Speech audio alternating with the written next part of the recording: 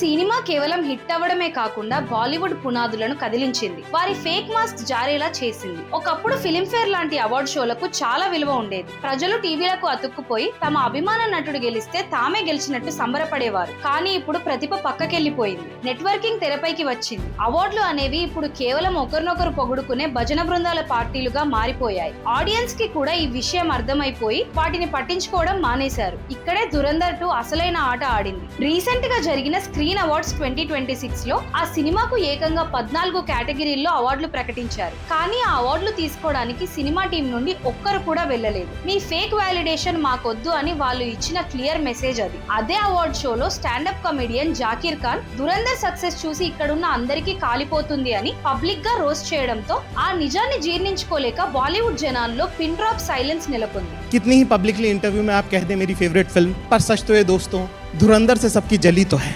ఇక ఈ మొత్తం డ్రామాకి క్లైమాక్స్ ఇచ్చింది మన విరాట్ కోహ్లీ. బాలీవుడ్ అంతా ఈ సినిమాను తొక్కేయాలని చూస్తుంటే కోహ్లీ తన ఇన్స్టాగ్రామ్ లో ఇప్పటి వరకు భారతదేశంలో ఇలాంటి ఒక సినిమాటిక్ అనుభూతిని నేను ఎప్పుడూ చూడలేదు. ఈ సినిమా నాలోని అన్ని రకాల భావోద్వేగాలను బయటకు తెచ్చింది. దాదాపు 4 గంటల పాటు ఒక్క క్షణం కూడా కన్నార్పకుండా చూశాను. అబ్సల్యూట్ వావ్ అని రాశాడు. ఈ ఒక్క పోస్ట్ తో బాలీవుడ్ గ్యాంగ్ దురంధర్ పై వేసిన ప్రొపగండా ముద్రను అతను చెరిపేశాడు. దీన్ని బట్టి ఎవరు స్టార్ అవ్వాలి, ఏ సినిమా హిట్ అవ్వాలనే కంట్రోల్ బాలీవుడ్ చేతుల్లోంచి ఆడియన్స్ చేతికి మారిందని, ఫేక్ పిఆర్ కాకుండా కంటెంట్ ఉంటేనే జనాలు చూస్తారని అర్థమవుతుంది. మరి ఈ మారుతున్న ట్రెండ్ పై, ఈ ఫేక్ అవార్డ్స్ పై మీ అభిప్రాయం ఏంటో కామెంట్స్ లో ఖచ్చితంగా చెప్పండి. ఈ వీడియో నచ్చితే ఒక లైక్ వేసుకొని ప్రతి ఒక్కరికి షేర్ చేయండి.